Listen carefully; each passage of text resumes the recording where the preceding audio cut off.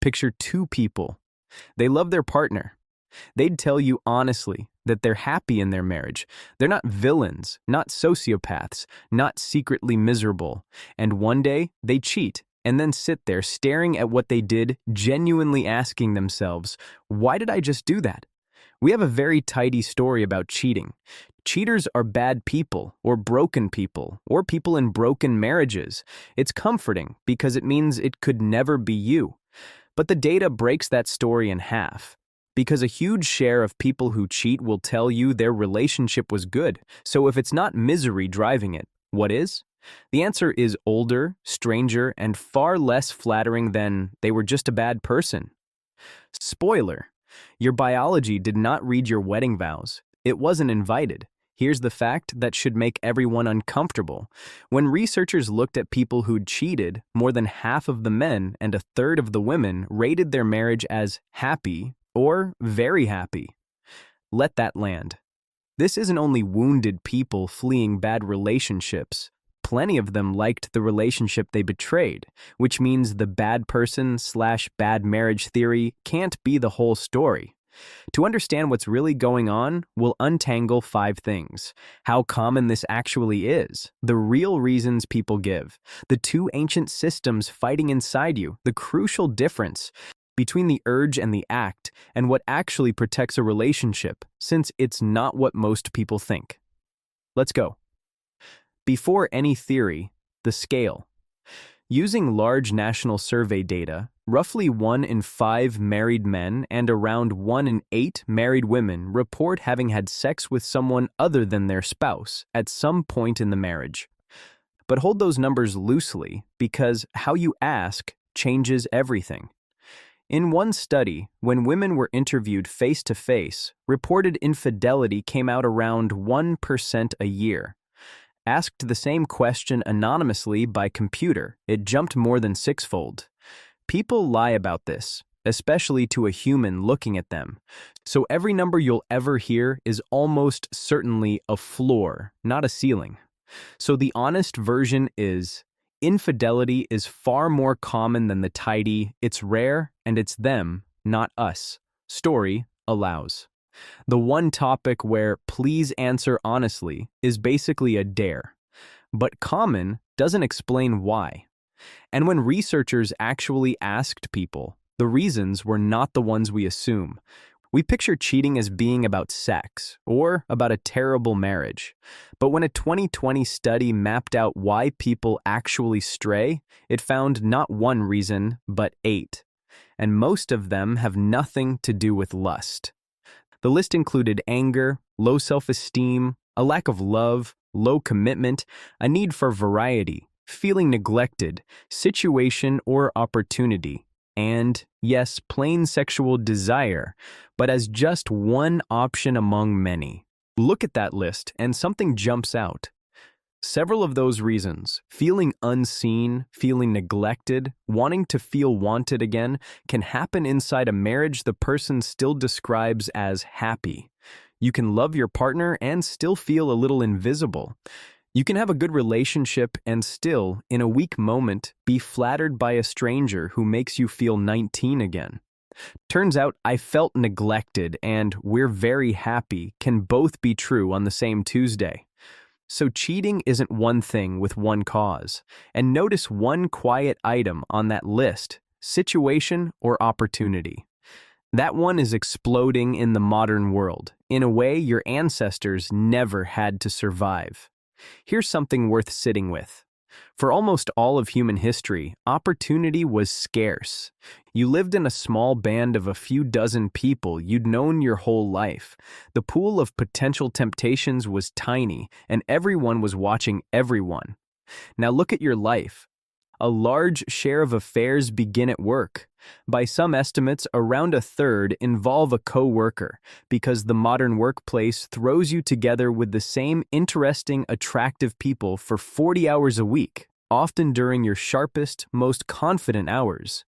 Add constant private messaging, work travel, and dating apps sitting one tap away, and the sheer number of low-friction opportunities your ancestors never had has gone through the roof. This doesn't make anyone cheat. Opportunity is not an excuse, and most people surrounded by temptation never act on it. But it means the ancient opportunistic drive, which used to rarely find an opening, now gets tapped on the shoulder constantly. The wiring didn't change. The world around it did. Your caveman brain evolved for a village of 30. It now commutes through a city of millions with Wi-Fi. But opportunity only matters because of what it's tempting, that ancient conflict wired into you. To really understand it, you have to meet the two systems fighting in your brain. Here's the reframe. Evolution didn't hand you one clean program that says, find one person, stay loyal forever. It handed you a messy compromise between two strategies that were both useful to your ancestors, and it never resolved the conflict. One strategy is pair bonding. Commit to a partner, pool resources, raise a vulnerable child through the dangerous years. We covered why that bond is real and why it's on a timer. The other, quieter strategy is opportunistic. Under the right conditions, seeking variety could coldly have increased the number of surviving descendants. Not because it was noble, evolution has no morals, but because genes that occasionally nudged their carriers toward more simply left more copies behind. And here's a detail that reframes the whole idea of natural fidelity. For decades, biologists pointed to certain birds as shining models of lifelong monogamy. Then DNA testing arrived, and in species after species, a surprising share of the chicks in the nest turned out not to be the faithful partners at all. What looked like perfect monogamy from the outside was socially monogamous. They paired up, raised young together, and quietly strayed on the side. Even nature's poster children for loyalty were running two strategies at once.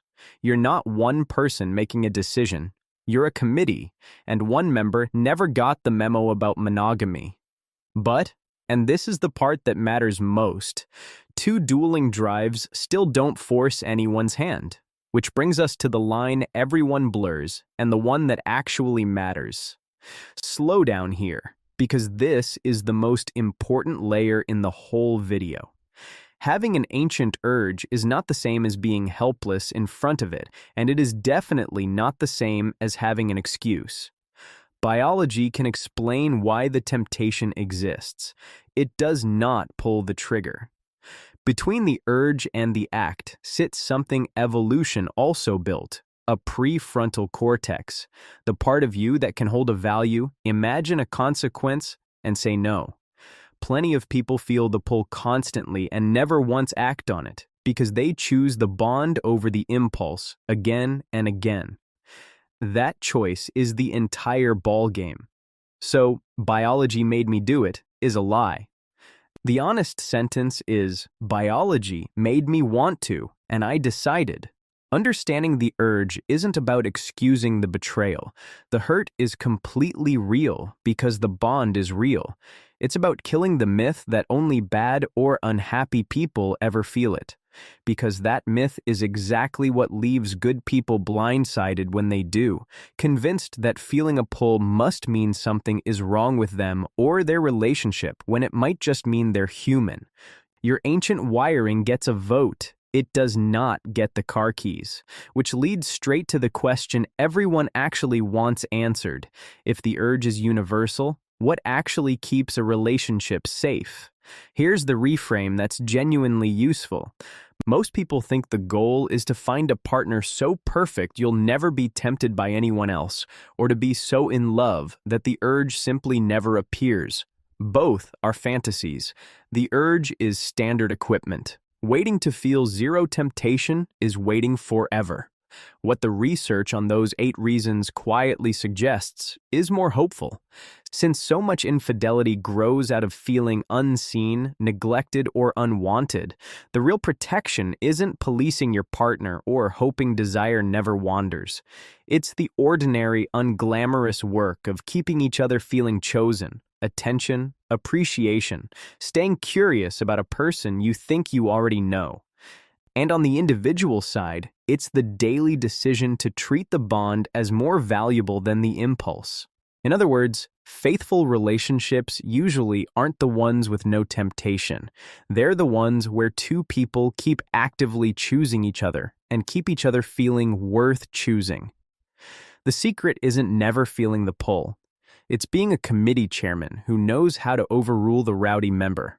Step back, and infidelity stops looking like a simple moral failure of a few broken people and starts looking like the friction between two systems.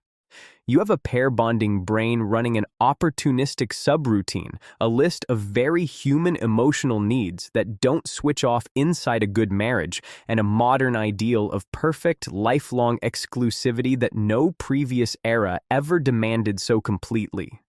That friction doesn't excuse anyone. A choice is still a choice. But it explains why happy, loving, decent people can feel a pull they never asked for, and why pretending only monsters feel, it just leaves everyone unprepared for the moment they do.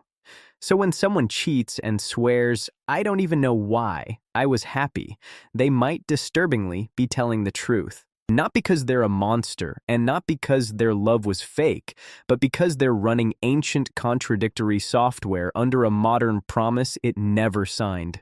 The urge is old, the choice is theirs.